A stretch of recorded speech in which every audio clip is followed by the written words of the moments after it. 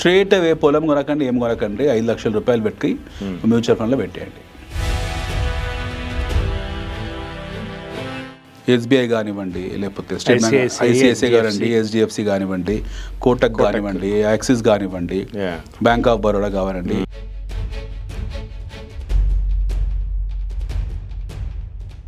భూమి కొనడానికి 3-4 కారణాలు ఉన్నాయి. ఒకటి, వ్యవసాయదారులు వెళ్తుంటారు, వ్యవసాయం చేసుకోవడానికి కొనుక్కునే భూమి.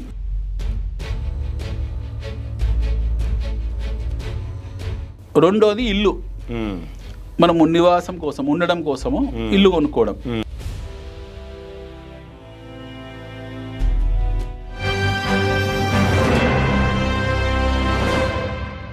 నమస్తే, వెల్కమ్ టు 3TV.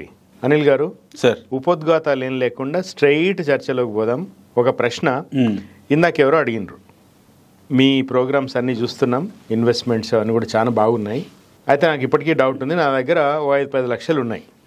ఇప్పుడు నేను ఏం చేయాలా? మీరు హార్డ్ ఎండ్ మనీ అంటున్నారు, స్మార్ట్ ఎండ్ అంటున్నారు, రకరకాలు చెప్తున్నారు. ఇప్పుడు నేను అది మ్యూచువల్ ఫండ్లో పెట్టాలా, లేకపోతే ఒక పొలం కొనుక్కోవాలా, ఏం చేయాలి? చిట్టీలకు మీరు ఇవ్వద్దు అంటున్నారు, ఏం చేయాలని అడుగుతున్నారు. ఏం చెప్తారు? స్ట్రేట్ అవే పొలం కొనకండి, ఏం కొనకండి, 5 లక్షల రూపాయలు పెట్టి మ్యూచువల్ ఫండ్లో పెట్టేయండి. Okay, straight. ఫస్ట్ ఇన్వెస్టర్ కాబట్టి మీకు అవగాహన లేకుంటే మీ నియరెస్ట్ బ్యాంక్, ఏ బ్యాంక్ అన్నా కానివ్వండి, అది ప్రైవేట్ బ్యాంక్ కానివ్వండి, పబ్లిక్ సెక్టర్ బ్యాంక్ కానివ్వండి, ప్రభుత్వ రంగ బ్యాంక్ కానివ్వండి, ప్రైవేట్ బ్యాంక్ కానివ్వండి, ఆ బ్యాంక్ తాలూకు మ్యూచువల్ ఫండ్స్ ఉంటాయి. ఆ మ్యూచువల్ ఫండ్ కంపెనీస్లో 5 లక్షలు డంప్ చేసేయండి. ఓకే, ఇమ్మీడియట్గా పని చేయండి. సో లంసమ్ చేసేయండి, నో ప్రాబ్లం. చేసేయండి, 3-4 ఏళ్ళకి, 5 ఏళ్ళకి, 6 ఏళ్ళకి, 10 ఏళ్ళకి చేసేయండి. మీ టైం రిక్వైర్మెంట్ 5 ఏళ్ళు ఉందనుకోండి, చేసేయండి. భూమికి ఏమేమి రాదు 5 లక్షలకు, కానీ 5-10 లక్షల భూమి ఏమి రాదు. వచ్చి 1 గుంట 2 గుంట కొనుక్కోండి, ప్రయోజనం లేదు, వేస్ట్ అది ఇప్పుడున్న పరిస్థితుల్లో. దాన్ని ఆ భూమికి ఏమి కొనుడు బంద్ చేసి ఇమీడియట్ 5 లక్షలు తీసుకొని మ్యూచువల్ ఫండ్ లో పెట్టండి. మార్కెట్ కూడా మంచిగా అందుబాటులో ఉంది, మీకు చౌక ధరల్లో ఉంది మార్కెట్, డిస్కౌంట్ ప్రైసెస్ లో ఉన్నాయి. మంచి గ్రోత్ ఫండ్స్ ఉంటాయి, మీకు బ్లూ చిప్ ఫండ్స్ ఉంటాయి, ఎన్నో ఫండ్స్, రకరకాల ఫండ్స్ ఉన్నాయి మార్కెట్ లో. మిడ్ క్యాప్ ఫండ్స్ అని, ఆ ఫండ్స్ అని, ఈ ఫండ్స్ ఉన్నాయి. వాడిని అడిగి లాస్ట్ 5-6 ఇయర్స్ నుంచి మంచి పర్ఫామ్ చేస్తున్న ఫండ్స్ ఏవైతే ఉంటాయో మంచివి, good mutual fund companies, private చెత్త కాకుండా గుడ్ మ్యూచువల్ ఫండ్ కంపెనీస్. మీకు ప్రైవేట్ సెక్టార్లో టాప్ బ్యాంక్స్ 5 బ్యాంక్స్ ఉన్నాయి మనవి, టాప్ బ్యాంక్స్. ప్రైవేట్ సెక్టార్లో టాప్ 5 బ్యాంక్స్, పిఎస్సిలోని టాప్ 5 బ్యాంక్స్. ఈ top 5 banks, top 5 private banks, public sector banks తాలూకు మ్యూచువల్ ఫండ్ కంపెనీస్ ఉన్నాయి. ఎస్బీఐ కానివ్వండి, లేకపోతే స్టేట్ బ్యాంక్, ఐసిఐసిఐ కానివ్వండి, హెచ్డిఎఫ్సి కానివ్వండి, కోటక్ కానివ్వండి, యాక్సిస్ కానివ్వండి, బ్యాంక్ ఆఫ్ బరోడా కానివ్వండి, ఇట్లాంటివి ఉన్నాయి కదా బ్యాంక్స్, చాలా ఉన్నాయి. టు నేమ్ ఫ్యూ, 10 బ్యాంక్స్ దాకా ఉన్నాయి. వీళ్ళందరికీ మ్యూచువల్ ఫండ్ కంపెనీస్ ఉన్నాయి స్వతహాగా. మళ్ళీ మీకు పిఎంఎస్ అని సపరేట్ ఉంటాయి, ప్రైవేట్ పోర్ట్ఫోలియో మేనేజ్మెంట్ సర్వీస్ అని. వాళ్ళ దగ్గర వద్దు, వాళ్ళ దగ్గర అవసరం లేదు. బ్రోకింగ్ కంపెనీస్ రన్ చేస్తున్న ఫండ్స్ జోలికి పోవద్దు, వాడి జోలికి పోవద్దు. పిఎస్సి బ్యాంక్స్ కానీ, టాప్ ప్రైవేట్ బ్యాంక్స్ కానీ, వీళ్ళు రన్ చేస్తున్న మ్యూచువల్ ఫండ్, వాళ్ళ స్వతహాగా మ్యూచువల్ ఫండ్ కంపెనీస్ ఉన్నాయి. అందులో వేసేయండి, 5 లక్షలు తీసుకుపోయి కొనేయండి ఇమీడియట్గా. 5 లక్షలు మీకు ఒక 5 ఏళ్ళు నేను లాక్ ఇన్ చేసుకోగలుగుతా అంటే 5 లక్షలు పెట్టి, ఇప్పుడు డిస్కౌంట్ ప్రైస్ లో ఉంది, 5 లక్షలు మ్యూచువల్ ఫండ్ కొనుక్కోండి. ఒకటి, మీకు డబ్బులు వచ్చిన టాప్అప్ చేసుకుంటూ పోండి. మళ్ళీ 50,000 మధ్యలో 20,000, 30,000, 40,000 అట్లా వస్తుంటాయి కదా మధ్యలో. వచ్చినప్పుడు టాప్అప్ చేసుకుంటూ పోండి. వీలుంటే దాన్ని ఎస్ఐపి కింద కూడా మార్చుకోవచ్చు. అంటే మెల్లగా కొంచెం అవగాహన వచ్చిన తర్వాత ఇంకా ఎస్ఐపీలు చేయడం, ఇంకా రకరకాల హ్యాపీ వేసుకోండి. 5-10 లక్షల రూపాయలు మీకు దగ్గర ఉంటే చెయ్యండి. మీరు ఎప్పుడు భూమి మీరు కొనుక్కోవాలంటే, ఒకటి, భూమి కొనడానికి 3-4 కారణాలు ఉన్నాయి. ఒకటి, వ్యవసాయదారులు వెళ్తుంటారు, వ్యవసాయం చేసుకోవడానికి కొనుక్కునే భూమి, వ్యవసాయ యోగ్యమైన భూములు ఉంటాయి. 5 గుంటలు 10 గుంటలు అలా వ్యవసాయం చేయలేము. 1 ఎకరం 2-3 ఎకరాలు అయితేనే వాడికి జీవనోపాధి కలుగుతుంది. కరెక్ట్. 4 ఎకరాలు ఏంది వాడు, అందులోకి కుటుంబ పోషణ జరగదు. ఒకటి, దానికోసం చేయడం, వ్యవసాయం కోసం చేయడం. లేదా ఏమైనా కమర్షియల్ క్రాప్స్, బత్తాయి తోటలు, లేకపోతే చీనీ తోటలు, ఇట్లాంటివి ఉంటాయి కదా, బత్తాయి అరటి తోటలు పెట్టుకోవడానికి మన భూమి సారవంతమైన భూమిని బట్టి, అనుకూలంగా భూమి వాతావరణ పరిస్థితులను బట్టి అట్లా కొనుక్కుంటారు కమర్షియల్ క్రాప్స్. రెండోది ఇల్లు, మనము నివాసం కోసం ఉండడం కోసము ఇల్లు కొనుక్కోవడం. 100 గజాలు, 1 గుంటనో, 2 గుంటలో, 3 గుంటలో, మన కెపాసిటీని బట్టి ఆ ఊర్లోనో లేకపోతే పట్టణంలోనో టౌన్లోనో ఎక్కువ చోట మీ ఎబిలిటీ బట్టి 5-6 లక్షలు అయితే ఇల్లు ఏం రా, పెంగులు కూడా రావు. అవును. సో మంచి ఇల్లు కొనాలంటే మీకు 40-50 లక్షలు అయితే కావాలి మినిమం, ఒక కుటుంబం ఫ్యామిలీ ఉండాలంటే. నేను తెలంగాణ పర్స్పెక్టివ్ మాట్లాడుతున్నాను. తెలంగాణ గ్రామాలు ఎక్కడ పోయినా సరే మీకు 15-20 లక్షలు కావాలి. సో 5-10 లక్షలకి ఏమీ రాదు. అది కూడా మీకు ఇల్లు రిక్వైర్మెంట్ ఉంది కావాలి కంపల్సరీ అనుకుంటేనే కొనండి, లేకుంటే కిరాయి ఇంట్లో ఉండడం దానికన్నా ఉత్తమం ఇంకోటి లేదు. అలా నామోషి కూడా లేదు. అవును, ఈ పైసల్ని మళ్ళీ డబుల్ త్రిబుల్ చేసుకోవచ్చు, స్మార్ట్గా ఇన్వెస్ట్ చేసుకోవచ్చు. మీకు ఇల్లు కంపల్సరీ కావాలి మ్యాండేట్ అనుకున్నప్పుడే మీరు దాని తెరువు పోండి, లేకుంటే దాని తెరువు పోయే అవసరం లేదు. మూడోది, నా దగ్గర ఆల్రెడీ మ్యూచువల్ ఫండ్స్లో ఉన్నాయి, లేదా నాకు సఫిషియెంట్ క్యాష్ రిజర్వ్స్ ఉన్నాయి, ఫిక్స్డ్ డిపాజిట్లు ఉన్నాయి, లేకపోతే మ్యూచువల్ ఫండ్స్ ఉన్నాయి, లేకపోతే ఇంకా ఆర్డీలు ఉన్నాయి, ఏవో ఉన్నాయి, రకరకాల ఉన్నాయి ఇన్స్ట్రుమెంట్స్ ఉన్నాయి. ఉన్నప్పుడు ఏం చేయాలి అనుకున్నప్పుడు then you can go for a plot. Right, then you can buy a plot. ఒక మంచి ప్లాట్ కొనుక్కోండి, 150-200 గజాల ప్లాట్. మీకు 5-6 లక్షలకు రాదు. అవును, ఎంత మారుమూల గ్రామం పోయినా కూడా 15 లక్షలు కావాలి, 10 లక్షలు అయితే మినిమం కావాలి. ఎక్కడ పోయినా ఒక 150-200 స్క్వేర్ యార్డ్ అన్నా కూడా మీకు 15 లక్షలు కావాలి, ఊర్లలో పోయినా సరే. హైదరాబాద్ అవుట్స్కట్స్ లో ఒకవేళ కొనుక్కునే ఓపిక ఉండి, అంటే ఫ్యూచర్ ఏరియాస్ డెవలప్ అయ్యే ఏరియాస్ కొన్ని ఉంటాయి, మంచి మంచి ఏరియాస్. జడ్చర్ల చెప్తున్నా, కలవకుర్తి చెప్తున్నా, సూపర్ బుల్లిష్ ఆన్ దిస్.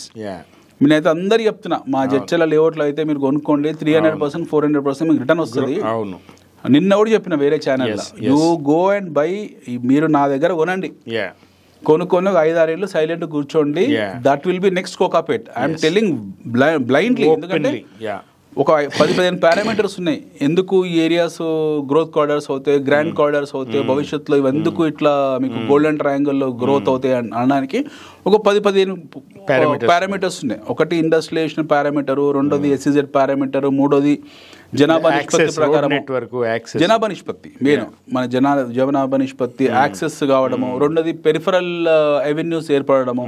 అంటే ఒకప్పుడు సిటీ సెంటర్ ఒక దగ్గర ఉండదు, హ్యాబిట్స్ సికింద్రాబాద్ ఇట్లుండేవి, ఇప్పుడు చాలా సెంటర్లు అయిపోయినాయి. మూడోది వచ్చి డిస్పోజబుల్ ల్యాండ్స్ అవైలబిలిటీ లేకపోవడం విత్ ఇన్ ద సిటీ, బయటికి వెళ్లాల్సిన పరిస్థితి ఏర్పడము, ఇన్ఫ్రాస్ట్రక్చర్ రావడము, ఎయిర్పోర్ట్ కు దగ్గరగా ఉండడము, డ్రై పోర్ట్స్ రావడము. ఇంకోటి మనము Hyderabad is now becoming Asia Pacific reason. భవిష్యత్తులో మీకు ఏషియా పాసిఫిక్ రీజన్ కు హెడ్ క్వార్టర్ అవుతుంది మనకి. సో దిస్ ఈజ్ అన్బీటబుల్, వీళ్ళు అనుమానం పెట్టుకోవాల్సిన అవసరం లేదు.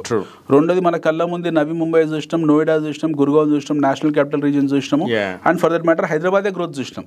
లాస్ట్ 10-15 years లో హైదరాబాద్ ఎక్స్పాన్షనల్ గ్రోత్ అవుతుందో, ఎక్స్పోనెన్షియల్ గ్రోత్ ని మనం చూసిన వాళ్ళం.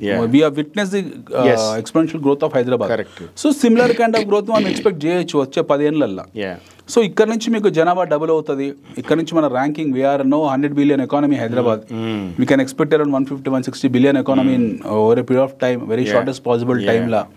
మనకున్న ఎస్సీజెడ్స్ విత్ స్పెషల్ ఎకనామిక్ జోన్స్ ఇవన్నిట్లో ఎంప్లాయబిలిటీ ఉంది, విపరీతమైన ఎంప్లాయ్మెంట్ రిక్వైర్మెంట్ ఉంది, విపరీతమైన హౌసింగ్ రిక్వైర్మెంట్ ఉంది. సో మనం చూస్తూనే అవన్నీ పెరుగుకుంటూ పోతున్నాయి. మన కళ్ళ ముందే మనం చూసినాం లాస్ట్ 4-5 years ఫైనాన్షియల్ డిస్ట్రిక్ట్ కానివ్వండి, గచ్చిబౌలి కానివ్వండి, అది దాటుకొని నానగ్రామ్ కూడా దాటేసి మీకు 30-40 kilometers ముందుకెళ్ళిపోయింది సిటీ ఆల్రెడీ. మనం లాస్ట్ ఎపిసోడ్కి ఈ ఎపిసోడ్కి మనం మాట్లాడుకునే టైం ఫ్రేమ్లో ఈ 4 రోజులల్లో దాని పని చేసుకుంటూ మళ్ళీ ఒక 1 kilometer ముందుకు వెళ్ళిపోయింది. వచ్చే 4-5 ఏళ్లలో ఇవన్నీ కూడా మనం మాట్లాడుకున్న places will be part of main land. So ఇది చాలా పెద్దగా దూరంగా వెళ్ళే భవిష్యత్తు ఉంది. దీని గురించి అవుతుందా కాదా ఇవన్నీ చర్చలు అనవసరం. ఒకనిలా చెప్పే ఉండదు, వానికి ఇంట్రెస్ట్ ఉంది, బై నా పైసలు నా దగ్గర ఉన్నాయి, ఇది గ్రో కావాలి, మంచి ల్యాండ్లో పెట్టుకోవాలంటే అప్రూవ్డ్ ప్రాజెక్ట్స్ ఉన్నాయి మనకు. డిటిసిపి కానివ్వండి, లేకపోతే హెచ్ఎండిఏ కానివ్వండి, అందులో మీకు రేరా అప్రూవ్డ్ ప్రాజెక్ట్స్ ఉన్నాయి. హ్యాపీగా అప్రూవ్డ్ ప్రాజెక్ట్స్, హైవే ఫేసింగ్, ఎక్దమ్ హైవేలు ఉండాలి, బరాబర్ హైవే అంటే హైవే, బ్యాంగ్ ఆన్ హైవే మీద fully developed with compound wall, CC roads, పైన వాటర్ ట్యాంకులు అన్నీ ఉండి, డైరెక్ట్ ఈ రోజు ఇల్లు కట్టుకుంటట్టుండి, నేను అమ్మితే వారం రోజులు ఒక బయ్యర్ వచ్చి కొనుక్కుంటట్టుండి ఏతుంటుందో అది బ్లైండ్ ఫోల్డెడ్ బై.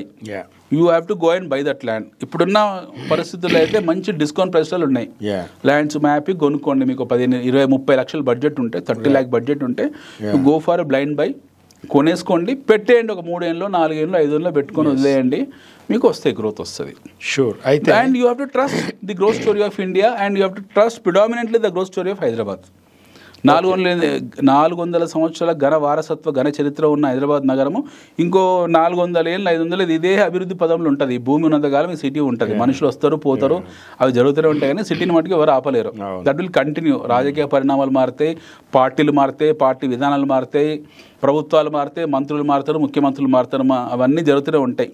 కులి కుతుషాలను చూసినాము, నిజాం రాజులను చూసినాము, దాని తర్వాత ఉమ్మడి రాష్ట్రం చూసినాము, దాని తర్వాత తెలంగాణ చూసినాము, ఇప్పటికి 3 ఎన్నికలైన 2 ముఖ్యమంత్రులు చూసినాం, మళ్ళీ ఇంకో 30 ఏళ్ళు 40 ఏళ్ళు ఇది కంటిన్యూ అయితేనే ఉంటుంది సాగా. అవును. బట్ ఇండస్ట్రియలైజేషన్ ఆగదు. మనం ఇందాక అనుకున్నట్టు గ్రోత్ స్టోరీ ఆగదు. We have to hit the double digit growth. ఈ దేశం స్టాండర్డ్ ఆఫ్ లివింగ్ పెరగాలి, జీవన ప్రమాణాలు పెరగాలి, ఇన్ఫ్రాస్ట్రక్చర్ పెరగాలి. మన ఈవీ సెగ్మెంట్ ఇప్పుడు లైమ్ లైట్లో ఉంది ప్రజెంట్. మన ఫాజిల్ ఫ్యూయల్ డిపెండెన్సీ తగ్గిపోతుంది. ఎలక్ట్రిక్ వెహికల్ సెగ్మెంట్ మీద డిపెండ్ అవుతున్నాం మనము. రెన్యూవలబుల్ ఎనర్జీ మీద షిఫ్ట్ అవుతున్నాం మనము. ఆర్టిఫిషియల్ ఇంటెలిజెన్స్ మీద షిఫ్ట్ అవుతున్నాము. రోబోటిక్స్ వస్తున్నాయి, ఫార్మా వస్తుంది, టెక్స్టైల్ ఇండస్ట్రీ వస్తుంది. ఇవన్నిటికీ హైదరాబాద్ కేంద్ర బిందువు. అవును. బట్ అన్నిటి కూడా హైదరాబాద్ కేంద్ర బిందువు. ఎందుకంటే ఇప్పుడు this is the connecting point between bay of Bengal and Arabian sea. At the same time Kanyakumari నుంచి కాశ్మీర్ వరకు ఉన్న సెంటర్లా వీఆర్ ఎట్ ద సెంటర్ పాయింట్. అంటే ఇండియాని రెండు, వింధ్యా కింద వింధ్యా పైన తీసుకుంటే, వింధ్యా పైన ఢిల్లీ ఎట్లా అవుతుందో వింధ్యా కింద హైదరాబాదే ఉంటుంది. It is not Bombay, it is not Vizag, it is not Chennai, it is not Cochin, it is not Mangaluru, it is not Machilipatnam, it is not Bengaluru. It is the only Hyderabad. Hyderabad తప్పిస్తే ఇంకో అవకాశమే లేదు. సో ఇప్పుడేదో కొంచెం అనిశ్చితి ఉంది, గత 5-6 నెలల నుంచి లేదా 2 సంవత్సరం నుంచి కొంచెం అటు ఇటు ఊగిసలాడుతున్న వాలటాలిటీ ఉందంత మాత్రాన మనం భయపడేది ఏమీ లేదు. And this is a golden opportunity to go and put your money in to legitimate projects.